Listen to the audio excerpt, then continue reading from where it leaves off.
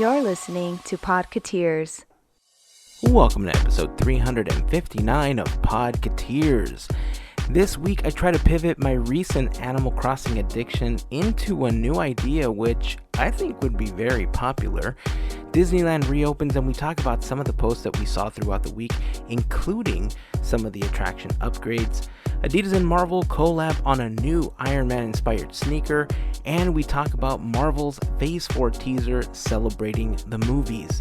You can find some of the videos that we talk about in the blog post for this episode at podketeers.com/359.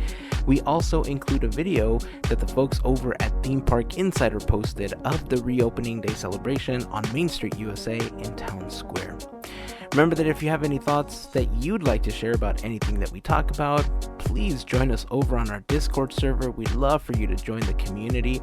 You can find an invite link in the blog post for this episode if you're interested. You can also connect with us on Facebook, Twitter, or Instagram. Just search for Podketeers. Steamboat Willie is currently holding more auctions to help support the Children's Hospital of Orange County. Please check out our Instagram for auction dates, times, and items being auctioned off. For more information on our charity team, we invite you to check out teamboatwillie.com for more info. That link, again, is super easy to remember because it's just like Steamboat Willie, but without the S. Before we jump into the episode, I want to take a quick moment to thank a very special group of people known as the FGP Squad, aka our podcast Fairy Godparents, because it is their support via Patreon that help make these episodes of Podketeers possible. As part of the FGP Squad family, you get some additional perks like exclusive discount codes for Podketeers gear, additional content, access to our monthly happy hour calls, random giveaways, and all sorts of good stuff. But if you want more information on how you can become part of the FGP Squad family, we invite you to check out podketeers.com/FGP. And as always, a super special thank you goes out to the members of the FGP Squad for their continued support. Okay, it's time for us to get this thing started. We're super excited that the parks are finally open. Now we just need to wait out our time so that we can go. So if you were there, or if you had any experience with it, or if you want to share your thoughts watching it, please share them with us. Connect with us. We'd love to hear how you felt about it. So thanks for taking the time to hang out with us. We appreciate you listening. This is episode 359 of Podketeers.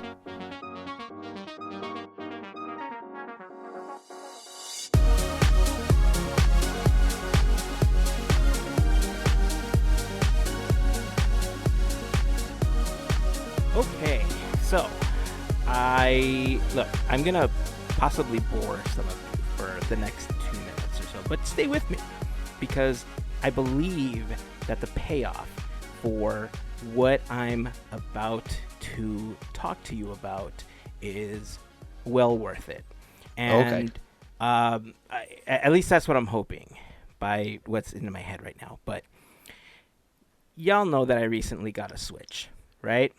Mm-hmm. And that I've spent way too many hours than I care to admit to playing Animal Crossing New Horizons. Because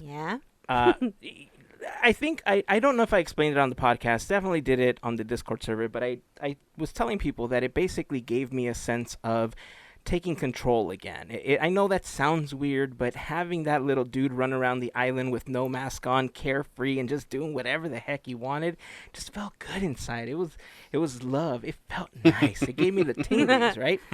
Plus, you go cruising into the water at night and you just kind of chill there with the water sounds and that nice, serene music. And it was amazing.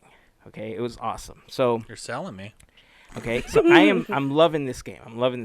Now, I know there's a lot of people out there that are like, it's a little kid's game. Are you a 6-year-old? No, I'm not. But damn it, it's fun. Now, here's the thing. Like many games, it does have a story mode. And the story mode is that you're trying to get this dog artist named KK Slider to perform on your island. So you have to do all these tasks to get your star rating up to a 3-star out of 5 island. And if you have people move in, it means that your island is popular enough for people to be there. And if you meet certain criteria, boom, the guy plays a concert, game is over, roll credits. Well, yesterday, my credits rolled. I finished the game. Nice. At least in the story mode sense. Congratulations. Sweet. Thanks. Now what comes with finishing the game is this thing called terraforming, which allows you to destroy and build your island in any way you want to. You can build up mountains, build waterfalls, build anything you want. Well, it's limited, but pretty much anything you want. Now, as I played this game, one of the things it allows you to do is take skins that people create, like different outfits, like different different items that you play in the game. So I did what most Disney fans that are playing Animal Crossing did, and I searched for Disney as a search term in the custom designs, right? So I went and I found this awesome shirt that looks like the black and gray version with the arc reactor that Tony Stark wears. And that's basically like my go-to shirt. That's what I'm dressed as. Black pants, arc reactor, and I found some black glasses that look with a hint of blue, so it looks like Edith. And that's how I basically roll around my island. But then this last week, I thought, you know what? I'm going to try to find something else. If I'm going to play this game online, maybe I can find something that'll pay homage to Disneyland. And I found an outfit that looks like the plaids from Main Street, right? So I downloaded the little plaid shirt. It's got his little name tag and a little D on the side. It's so amazing. Like, I love it. That's the closest I'm coming to being a cast member anytime soon. Okay. So now I'm terraforming my island, and I'm not terraforming yet because I wanted to take a quick video of what the island looks like as I finish the game.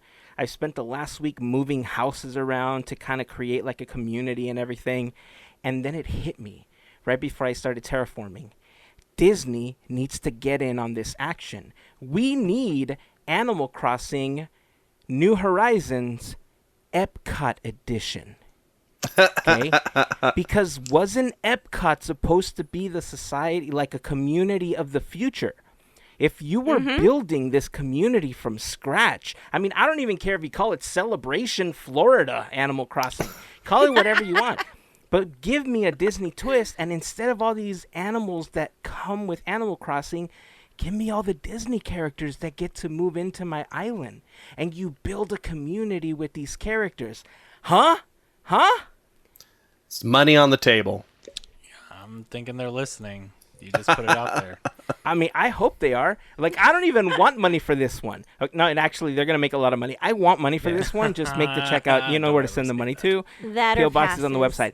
But, come on. Like, Animal Crossing Epcot Edition, that would be dope, yo. This actually feeds. Sorry, this is the only thing I could think of. Armchair Imagineering, how you just demolish the land and you just put stuff on top. It is perfect. This is perfect. Right? This is, yeah. So, Call it I mean, Armchair Imagineering. I mean, there are inklings of the game in it, right? Like, the other day, like, in the shop, they had a dress called the Adventure Dress, which has a very striking resemblance to Alice's dress from Alice in Wonderland. You know, and there's like the fairy tale dress, which looks very much like Belle or Aurora's dress in yellow or pink. Or there's the fairy, dress that looks like Tinkerbell. There's the, what do they call it? They don't call it Prince, but it looks like Prince Charming's outfit. Like, these are all things that are available in game. So why not take it that extra step? Just get an IP, and I don't know. I know that Disney and Nintendo don't have this like great relationship. Like, we've seen that with Kingdom Hearts, especially as we've lobbied to get Sora into Smash. But I mean, come on, if ever there was somebody that can bring them together, unite them as one, and create a game, it is me. Put me in charge of it. Make me the project manager, and I'll make this game happen for you. I know I don't work for you, but I will gladly take this on as a contractor. Let's make this happen. Here. That was good, though. That was good. It's a quick pitch. I don't know. I know Mel's definitely playing Animal Crossing. Andrew and Larry, you guys haven't gone to the dark side yet, have you? I don't have a Switch. I don't have the newest console I have is a 360, so I'm a little in the dark ages. I was there for a long time. I was there for a long time. I had a PS3 that was on its last leg, and this was our way of splurging a little bit recently, so I was happy with it. It isn't. I don't even know if it's money. I think for me, it's just the time. Like I know me, and if I get invested, I know I used to game. You talk about dark ages, but it was like Xbox, PS3, PS4 times. Yeah, kids, those old games. Now it sounds crazy to say that, but I know if I get the Switch, I see what people are doing. I see how my nieces and nephews play, and I'm like, dude, it is on another level. It's like it would open up another door, like you're talking about right now. That game alone, and no, it's not. It's just a concept, but I could see how, I don't know, about 40% of my free time would be consumed by a Switch and that game alone. I think that's what me. I mean, not to say I have a lot of money, but like you're saying, first you make the commitment of money, which I think my mind, it's such a cool thing, value-wise, what you get out of a Switch. But the time for me, I'm like, dude. But the reward factor, which you're talking about, like what you said, you felt good and all that stuff. It's a weird feeling, but it does give you that like hype vibe. I can't imagine playing something that's like that would be Disney Incorporated.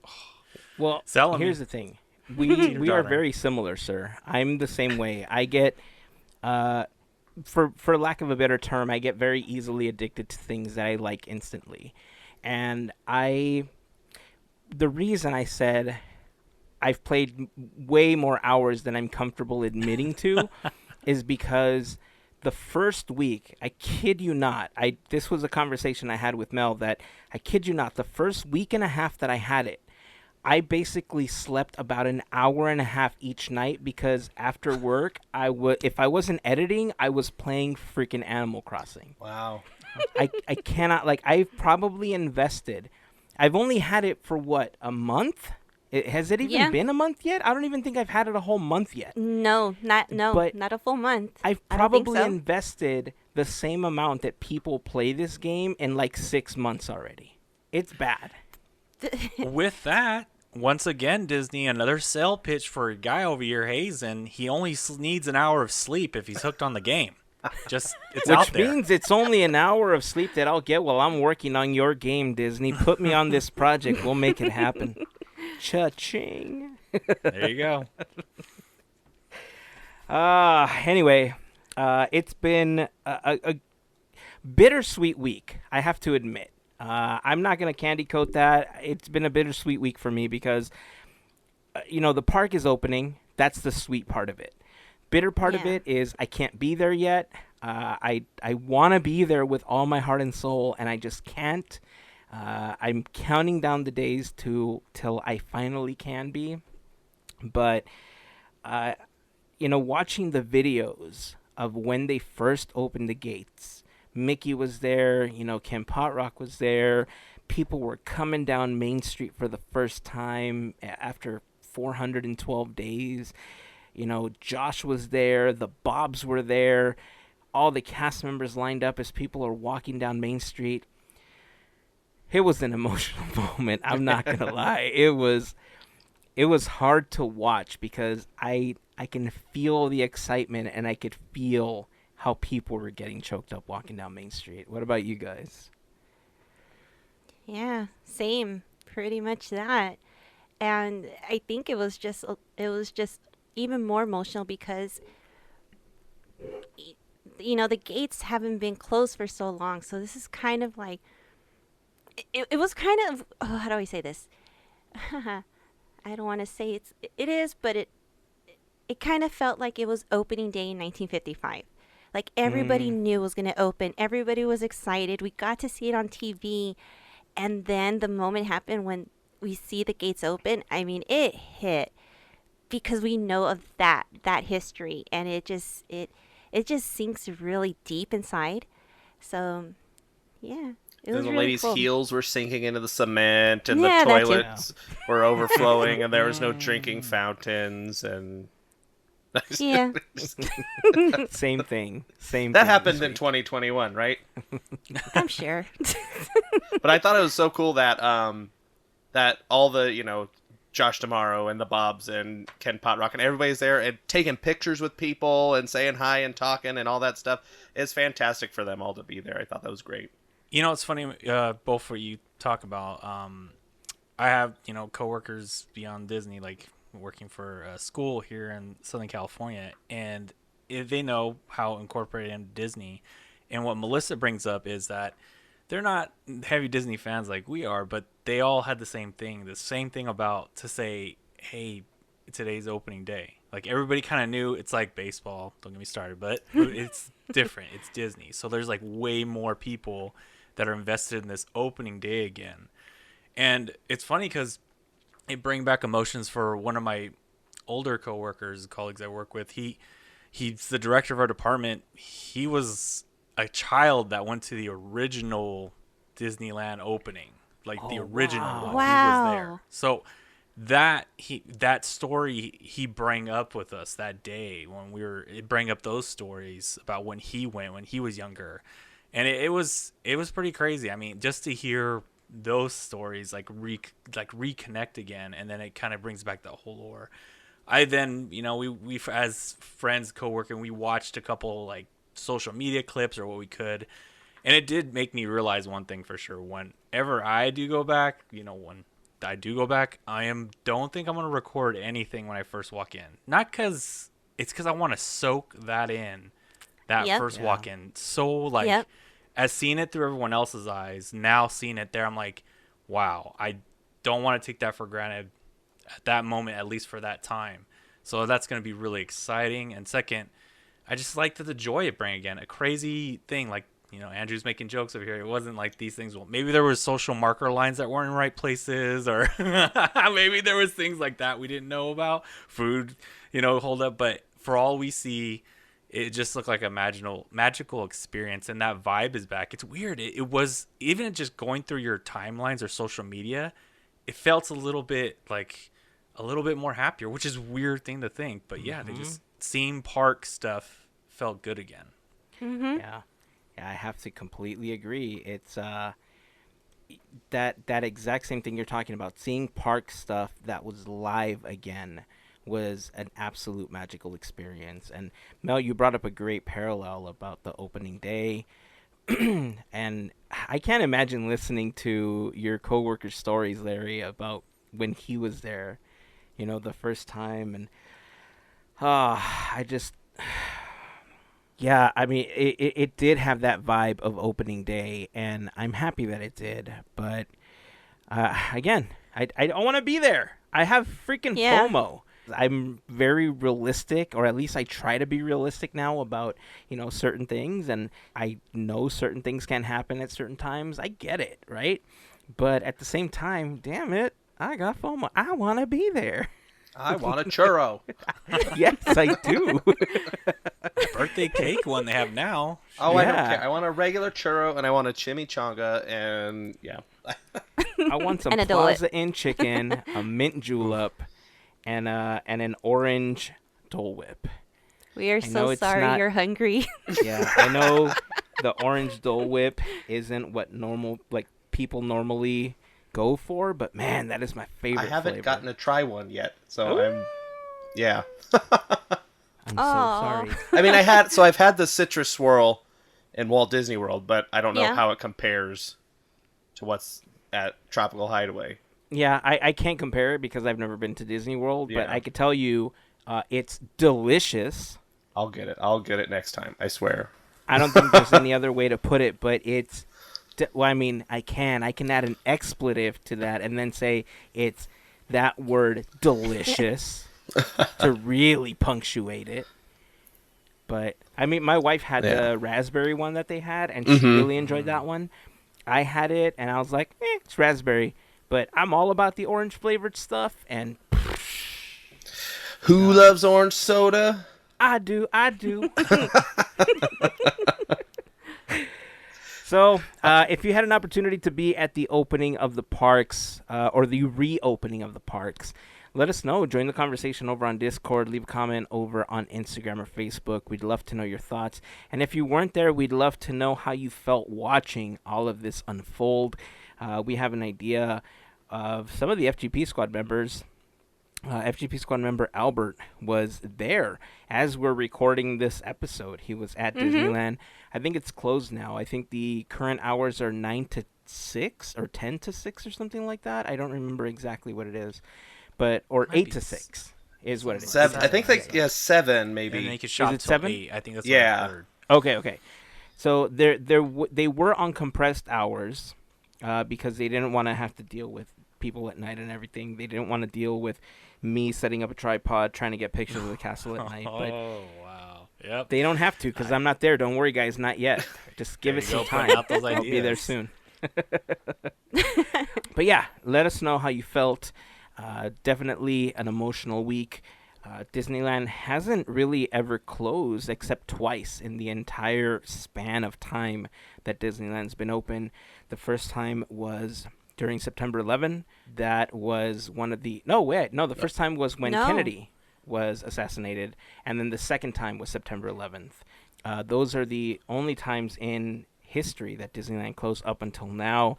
But now in the history books, we hold the record. It's not a great record. This is to our hold. time down here. I love how That's you put right. that to yeah, we own the record again. It's not a great record to have, but damn it, we own it. Yeah, gotta own it on this side of Disneyland. I mean, just to harp in on it, like I was talking about social media, if anything, you guys out there, if you realize the small touches that Disney has done, not let alone the ride upgrades like we're hearing about Snow White, but all the rides we're seeing a little bit on social media, the lighting's a little different on things, upgraded. I mean, this is magic we didn't even know about. Yeah, that's a great transition. Let's talk a little bit about what we've seen so far, because what's been one of the ones that stood out to you the most, Larry? For me, was the Indiana Jones ride.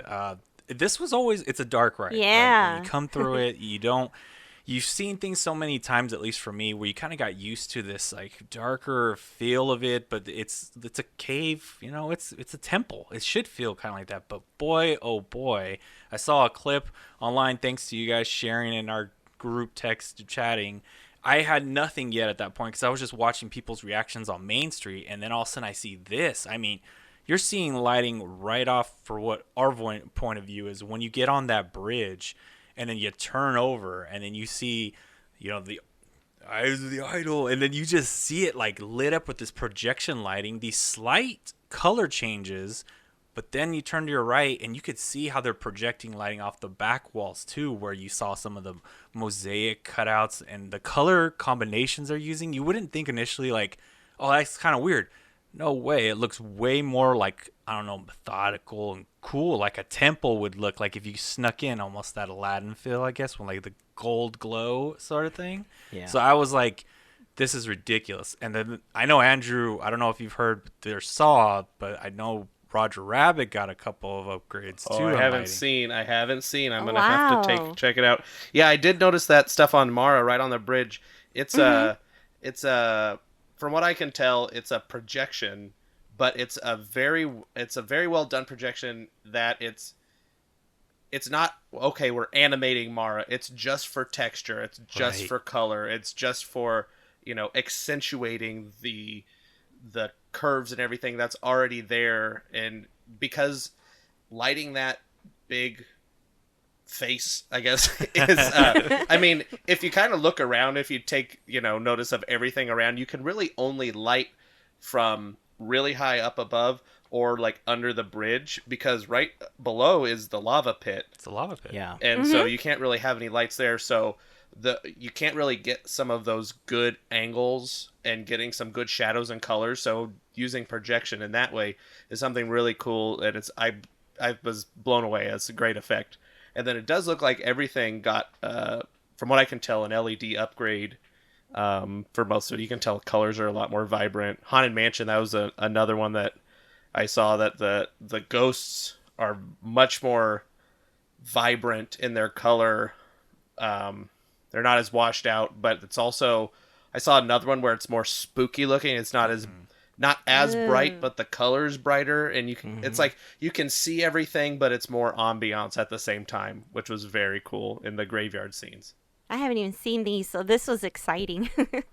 I think Larry knows a little bit about this, and Andrew, if you you film the stage productions that you're involved with, ISO has a lot to do with what you capture, whether it's a photo or whether it's on video, right? And some of the new cameras that are out, you can jack up the ISO so high and get a beautiful picture coming out of that camera, because the sensors, especially on mirrorless cameras, are designed to capture that way, right? So you can still get the richness in color without all of the noise. I'm still living in the dark ages with a pretty old DSLR, so I can't get that type of richness in my videos or pictures, which is why I have to crank up the ISO on my camera in order to get some of the shots that I do, especially in the mansion. But what really distinguished these to me was the fact that they weren't noisy. The black maintained a lot of the blackness. They weren't noisy. The colors were vibrant. It was doing a really good job of keeping an even lighting flow, especially on Indy.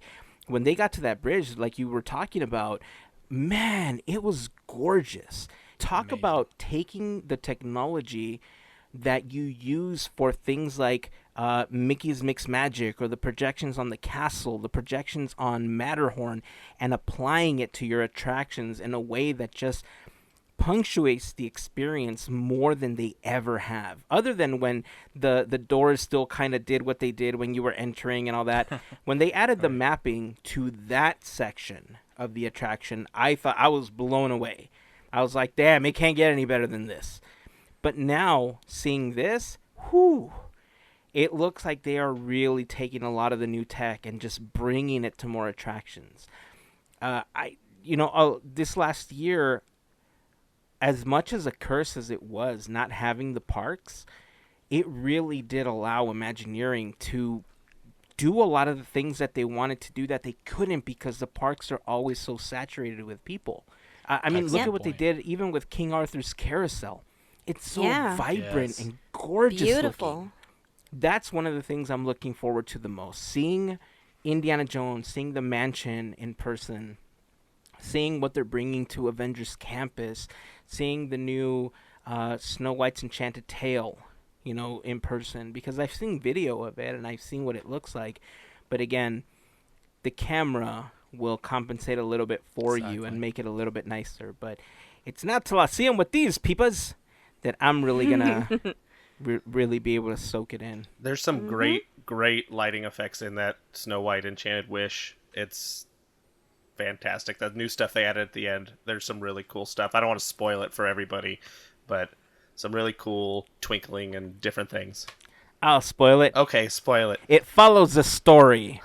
There you go. That's all I'm going to say. It follows the story. It does follow the story. But there's some cool lights at the end. Be on the look. You can't miss them. It's funny. The only thing I feel that they could have done... I mean, there's plenty that they could have done to Snow White, right? But I think one of the biggest upgrades that would never really happen because it's such a small attraction was making it trackless. Installing some huge magnets in there, and you're no longer... It would have been awesome. Never going to happen, but... Never say never.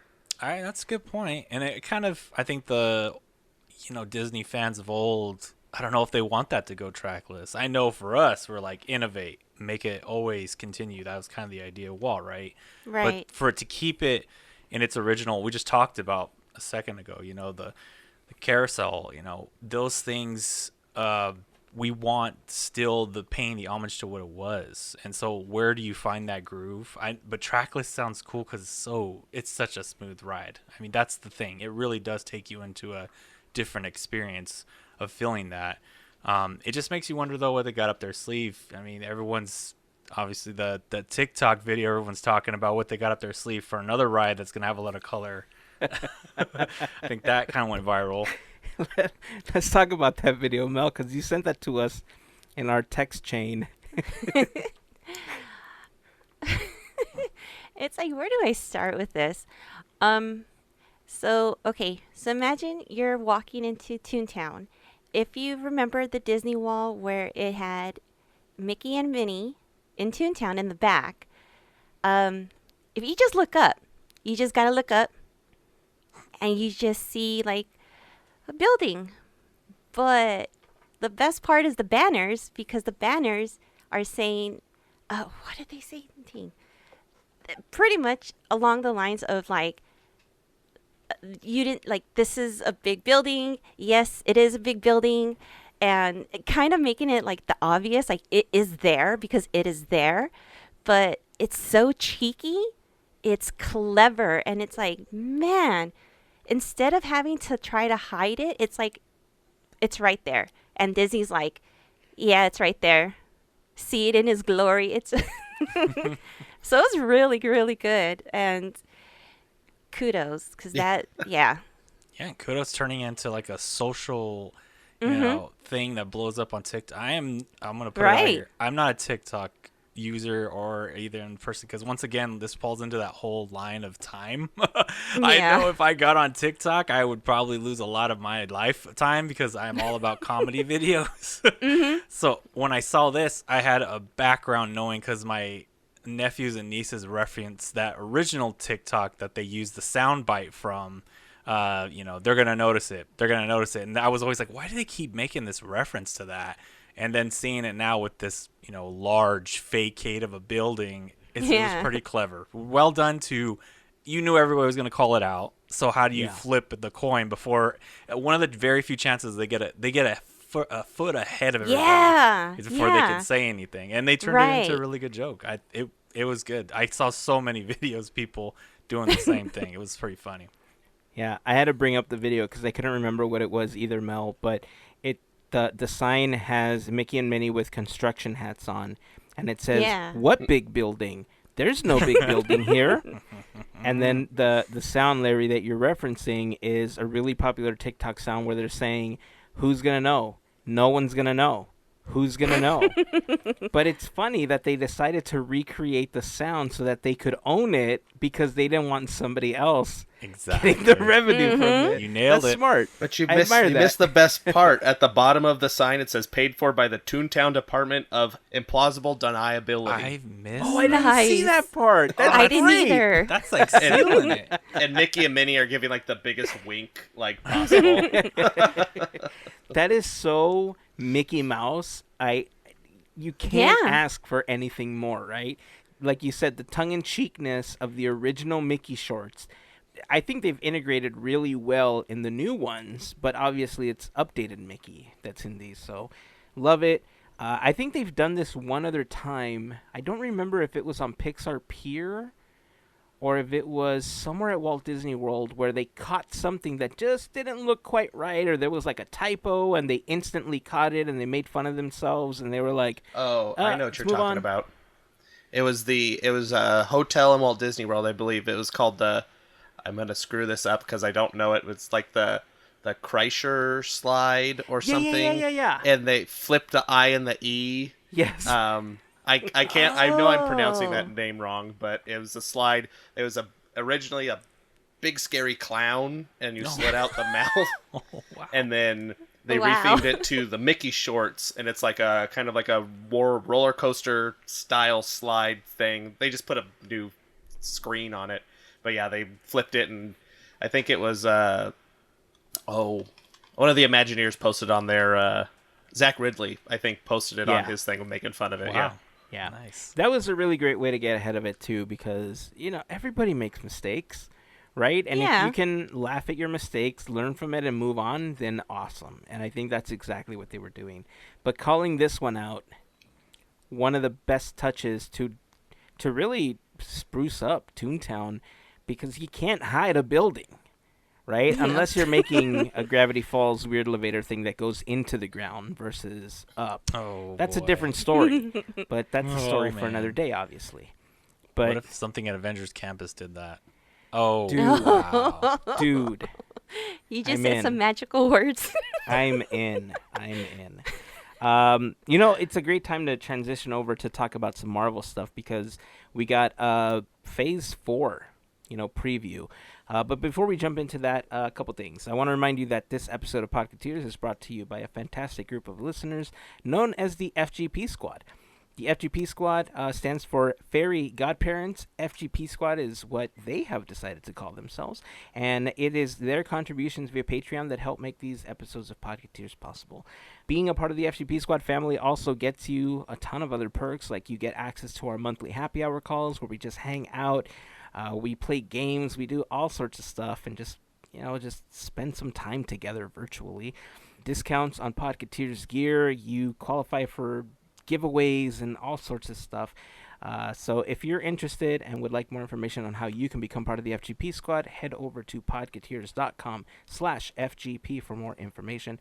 And of course, to all of the members of the FGP Squad, we just want to send a huge thank you for your continued support. FGP. Now, before we get into this, I have to say, Larry, this link that you sent me for these new Adidas, I'm kind of angry that they are now sold out. Would you like to describe these shoes to our listeners, please? Yeah. Well, Heyzen, first off, there's 3 versions of them.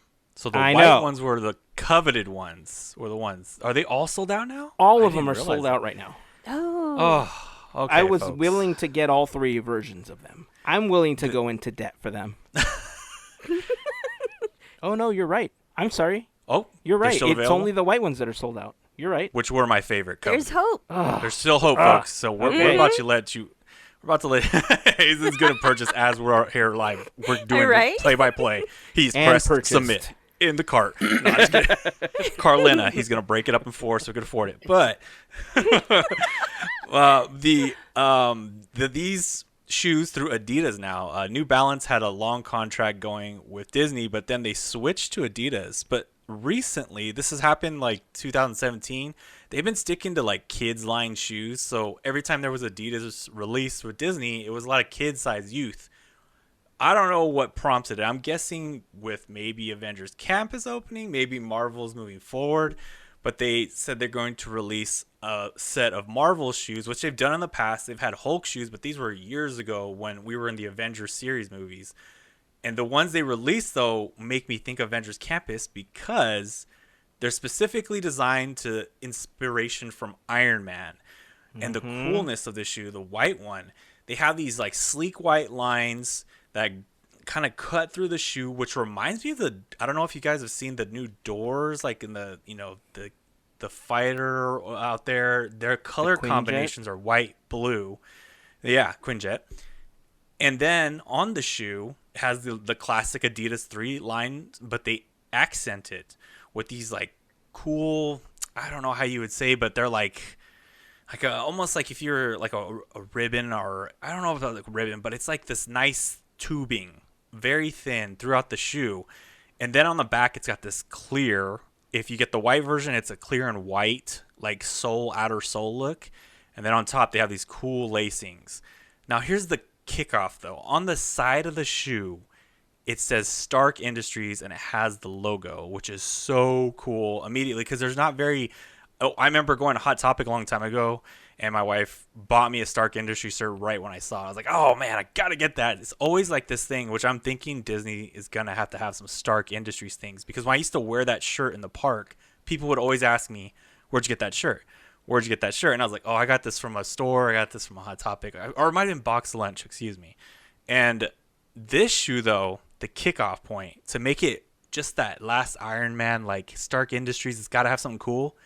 It glows in the dark. And it's not just like a little like, oh, it's gonna glow, like it glows on the ribbing, that tubing I'm talking about. So like accents the shoe at night. And then the bottom sole, they have 3 different versions. The white ones glow in blue, the black ones glow in red, and then they have a green version with the neon green, kind of a cool, I would say like sporty look, which glows green on the outer sole. So it is really cool.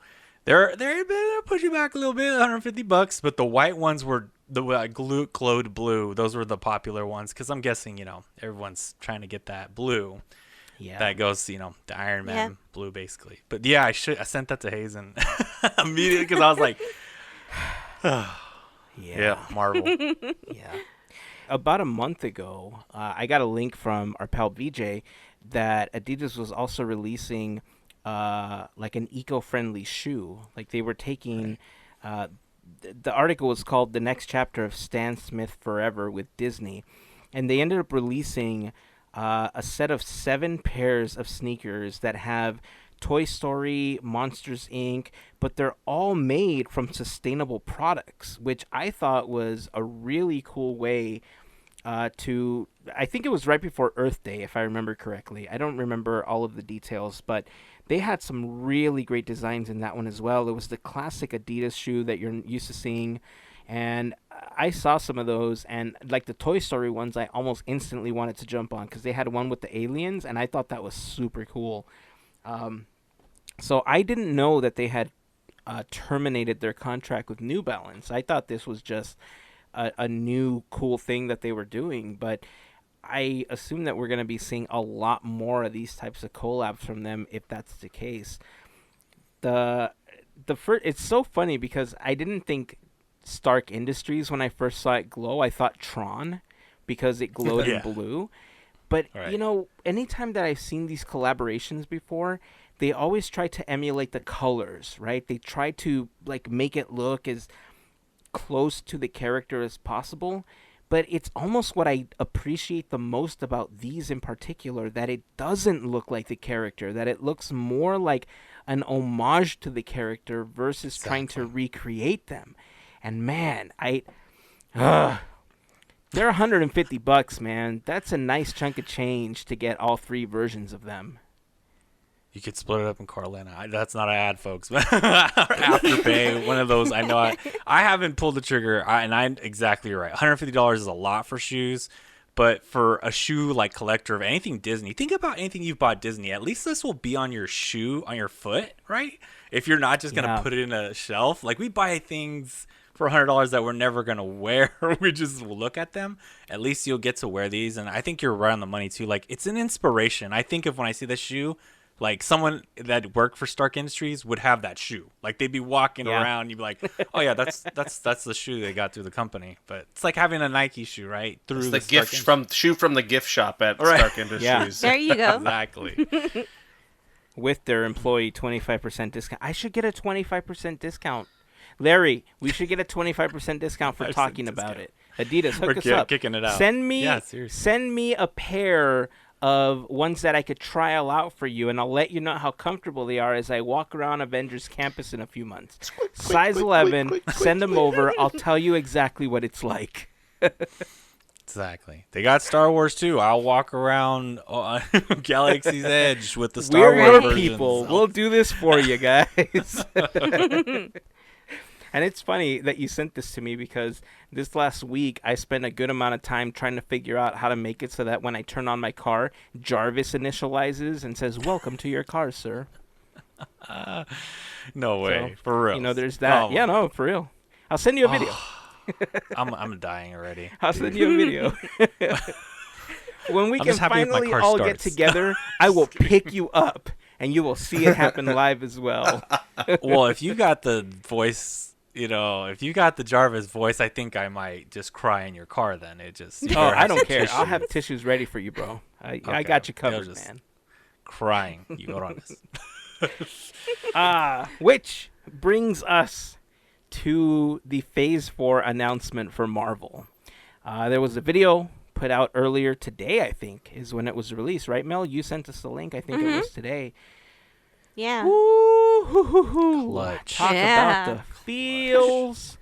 Marvel hit us hard, starting off on the video, not with the scene. Well, Andrew, can you please say what you said? Because, yes, I think you were right on the money with how you described the opening music of that video. I clicked the video, and it's, playing, I think as dark or black or something, and it's just this low tone, just, ooh. I was like, she sent me a Phantasmic video on accident, and then I was just waiting for, your friend and host, Mickey Mouse. But I always have Phantasmic on the brain, so that's okay. Who doesn't? It was a great comparison because I did get that Phantasmic feel to it, but the main difference, obviously, was that they kicked you right in the feels from the beginning with Stan Lee narrating the video. Awesome. Mm-hmm. Stan Lee coming out strong, talking about community and family and friendship and being together. And it was...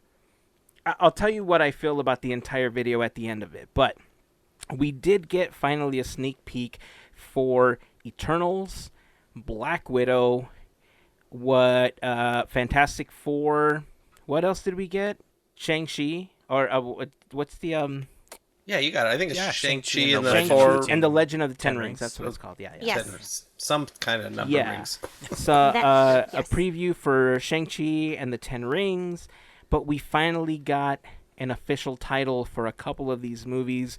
One of them was Guardians of the Galaxy Volume 3 is the official title. Black Panther 2, officially titled Black Panther Wakanda Forever. Yeah. One of the most iconic lines in the film. Not only in that one, but in Endgame, they pulled the heartstrings by showing some footage of people in the theater during the portal scene of Endgame.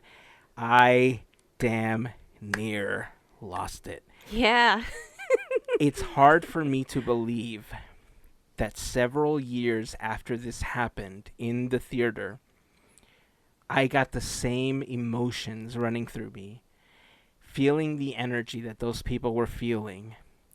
And I know I feel it here at home when I watch it, but seeing that clip, I think it was an elevated feeling, because not only did it remind me how I felt watching that scene begin to culminate the MCU, but it was a moment in time when we were all still together and we didn't have to worry about everything else in the world. And I think that's what Stan Lee was trying to evade to when they used him, to talk about the film or the films that were coming and, the last several phases of the MCU. I'm not going to lie, I cried a little bit. You sound like you're getting worked up just talking about it. I need somebody else to talk right now. It's basically, put it this way, if you were in that movie theater watching that movie that day or that weekend, those feelings are still super strong, and I felt them too. Like, I'm watching it and I was just like, oh man, just the smile was happening. And I remember, like, that footage that was everywhere, because who didn't cheer the moment that we saw the portals open up? Oh man, here I am.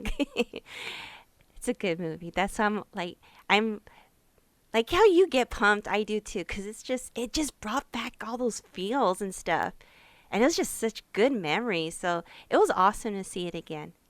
Yeah. Yeah, it looks like the films that they the ones that you didn't say that they re-announced are Spider-Man No Way Home, Yes. Yes. Yeah. Thor Love and Thunder, Yep. oh, I'm sorry, Doctor Strange. Doctor Strange, Yeah. yep, and the Multiverse of Madness, And the Marvels. the Marvels, Yeah. Ant-Man and the Wasp, Quantumania, and then they did a little tease for Fantastic Four at the very end, with no date for that one. Yes. Oh, yeah, and Captain Marvel too, I guess. Yeah, that Maybe. one too. Yeah, I Maybe. guess that one too. I'm being a jerk about it, but It's okay. I don't know. I heard somebody I was talking to today said that Brie Larson is getting maybe picked up for a Star Wars project, an unnamed Star Wars project. So we'll see what happens there. Oh, please no. I mean, really? I hadn't heard. Until today, I mean, it could be all nothing, but might be something there, something to look forward to or look out for. Yeah, Brie Larson's a really interesting case when it comes to the MCU, because I don't even know where to start, but Brie Larson has won awards. Like, she's classically trained. She's a really great actress. I think in general she does a really great job, but I don't know what it is about her being in the MCU that Marvel fans just don't really like. I mean, I jest about it, and I go along with the flow at times, but as an actress, I don't think she's bad. I think the story that she was given wasn't great. I think that how it was portrayed as, this film that was not quote unquote an origin story, that was totally an origin story, was just mislabeled. So I feel that there was some things that just didn't connect well for the film. I felt that some of it was forced in order to get the character into the MCU very quickly, just so that she could be a part of, Endgame and Infinity War and then Endgame. But she didn't even play a major part in it, which is why I felt that they could have just waited. Like, I think it was one of the least organic ways of bringing in a character that I've seen in the MCU. So I don't understand it. Obviously, Kevin Feige is the mastermind, and he knows why he did it, and he's sticking to it, and I'm just going to have to trust him on what he's doing. So yeah, I joke about it a lot, but, do I like the way it was done? No. But, I mean, I'm not the one making millions of dollars bringing in Captain Marvel into a multi-billion-dollar franchise, so whatever. Feige knows what he's doing. What movie was it that she just kind of showed up and then she did something and then was like, I'm going to leave and go to another planet now. Bye. All of them. Infinity. All of them? That's all of them? That's okay. Sounds about right. Hey, I'm here. Okay, I'm done. Okay, I'm going to hang out on the moon or whatever. Again, I'm just being a jerk about it. No, there's one in particular that I know that you're talking about. She was... Damn it, everything's such a blur for me now for her. I think it's got to be one of the Avenger movies, right? It is one of the Avenger movies. Okay. It's one of the... it's either Endgame or... Who cares? It is Endgame. Is it Endgame? It is, because she does say that in the beginning. Yeah, she says in the beginning, and then she disappears while we see everybody else. Yeah. Yep, you're right. And that was the thing, right? That,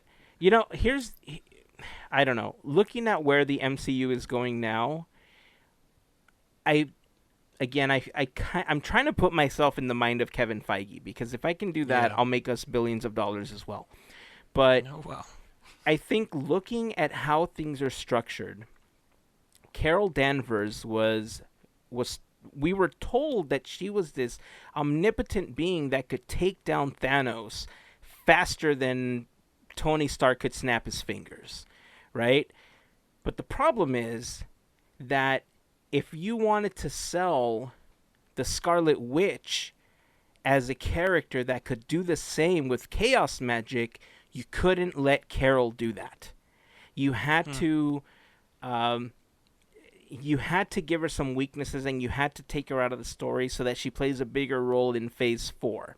And I get that. That's exactly where, yeah. And with Scarlet Witch, she never got her day in the sun. Like, we never saw her powers fully develop. And at first, I was pissed. But then, watching WandaVision, you know exactly why they did that, because they gave her own story arc, and it was one of the best ways of storytelling that we've seen Marvel ever do. So again, there's a rhyme and reason for everything. I'm always going to call it an origin story. Fight me on it. I don't care. But I understand why they did it, and I get it, and I love it, and I'm hook, line, and sinker. I'm always going to be a fan, because everything is awesome when it comes to it. And that's not even Lego related, but everything is awesome. It's like there's some master plan or something for all this.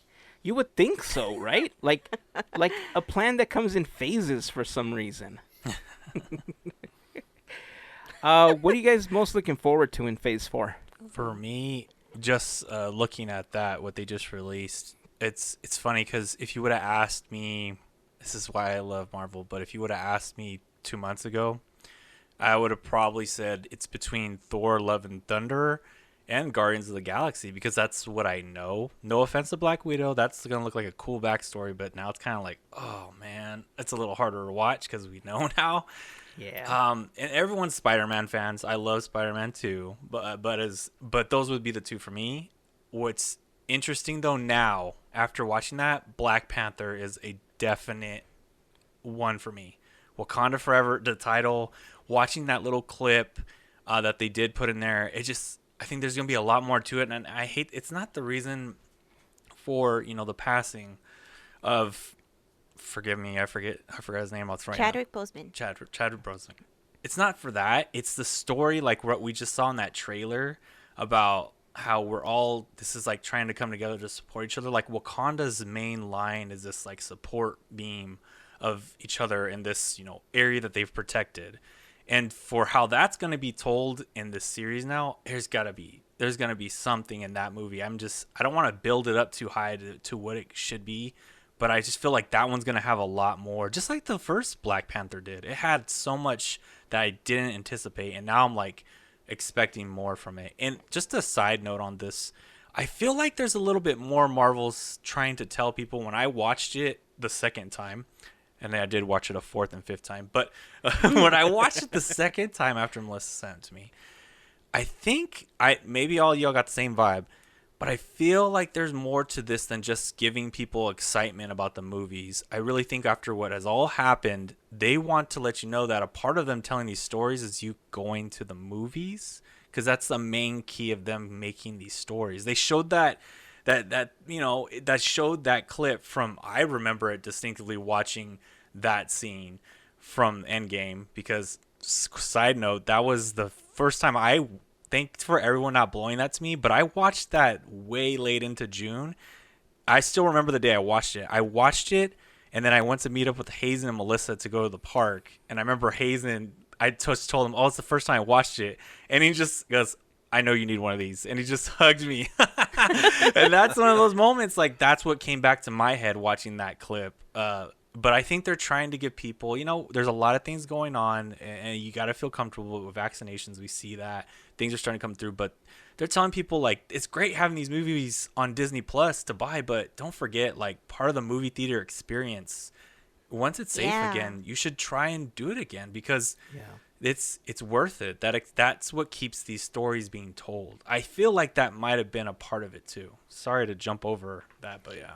No, I think you make a really valid point. I got that feeling as well after the third time watching it, because, I mean, they clearly say it, a couple of times, but even in Stan Lee's narrative, you hear him talking about being together and being with friends and, being united. And like I said, it made me feel... It made me miss those times, like just thinking about all the Podketeers Day at the Movies things that we used to do, and getting together for bowling with podcast listeners and the FGP Squad, and I miss that stuff, being able to do that. And it's a world that I think we're going to be able to safely live in sometime soon. I think there's a combination of people that either still can't, haven't been vaccinated, and those that are just afraid to go into the world again because of whatever reason. And no matter where you stand, it's okay. You're going to reintroduce yourself into the world and whenever and however that you feel comfortable. This last year rewired all of us, and some worse than others. But don't be ashamed of it. Don't be sad about it. Just live your life. When you'll be ready, and when you are, enjoy it, because we'll be able to do it together again. And you're right, Larry. That's exactly what I think they're trying to tell us here. And on top of that, the fact that they didn't say like Black Widow May 2021, the fact that they gave it till July, I think is also a really great way to space it out and start putting people at ease. Because here in Southern California, Disneyland is one of the biggest reopenings that we've had over the last year, obviously. We're also reaching this really great time where there's a lot of people vaccinated. The emergency rooms aren't as filled as they were before. Cases are going down on a daily basis. I think we're on the brink of hitting the yellow tier, which is still fairly restrictive, but it's way better than we were 6 months ago. Even a month or two ago. So everything is looking up. As long as we continue to follow guidelines, and as long as we're continuing to be responsible, not just for ourselves, but for everyone else that's involved, for the people that have been out of a job for a year. For the people that have suffered losses over the last year, for the people that have been afraid to live their life, whoever, no matter where you are, as long as we continue to be responsible, we will be in a world where we are familiar once again. It may take a month, it may take 6, it might take a year, but the light is at the end of the tunnel now. We're clearly seeing that as things begin to reopen up. And I, for one, can't wait till I can safely say, hey, let's have a Podketeers Day at the Movies again, and let's all go watch this film. Perfectly said. To bring light on that moment, That's it. everyone always makes a joke. Oh, everything got messed up when Tony Stark died. And now we see a Marvel trailer. We're like, the world is coming back together. I know. Yeah. It's healing. It's so crazy. Well, if you haven't had an opportunity to see it, I will put the trailer or this sneak peek that Marvel posted in the blog post for this episode over at podketeers.com/359 if you'd like to check it out. And there was a couple of TikToks that we wanted to share. We'll try to share the one of the building, obviously in Toontown, and then we'll try to share a couple of videos that we found of the opening of Disneyland when they first opened those gates. Because talk about that emotion when you were talking about the portal scene in Endgame. You know, you see the crowd cheering. That's what I imagine the crowd was on the Esplanade that day. It's like, Disneyland forever! And then just running in. Just one person, Mickey, at the front of the line. It's like, cast members, assemble. That would have been a good parody. On your left. Everyone was doing the first time in forever talking about social media. That would have been a good parody. There you Come go, social media on. minds. Disney, hire us. Come on. Come on, Yeah. I'm saying. Talk about another emotional moment. I saw that in the video, and I first thought of you, Larry. Just watching capture Mjolnir, and then just like Yeah. whispering the assemble. I was like, Larry just got the tingles watching that. Exactly. Yeah. So many feels. It just hit me all over. And then watching other people's reaction, because when I went, it was late June-ish.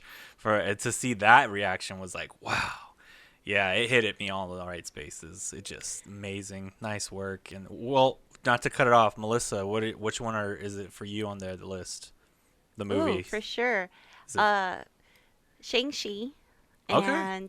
and Wakanda Forever, of course. We just saw Black Panther again. I'm like, yes. Yeah. It's just a beautiful film. And Doctor Strange. Yeah, a good pull. So much fun.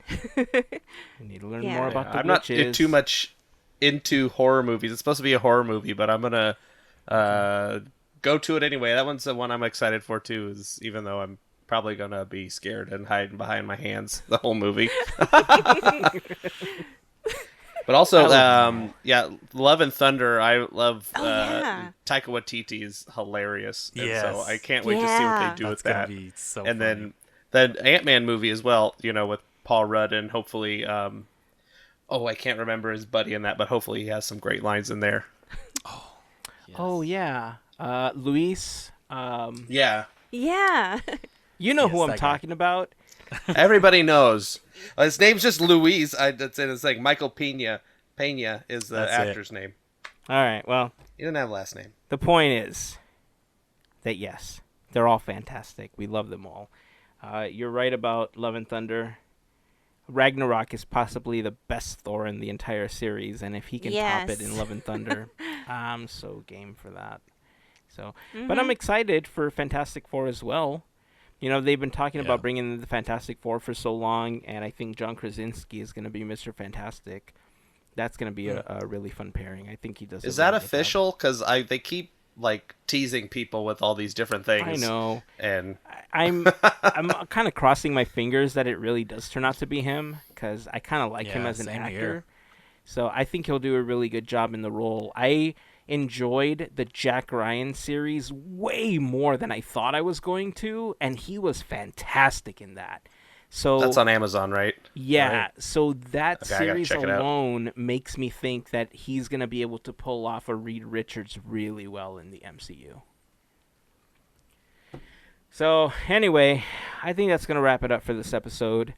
If you have any thoughts on any of the things that we talked about, again, feel free to join the conversation over on Discord. Join us on Instagram or Facebook.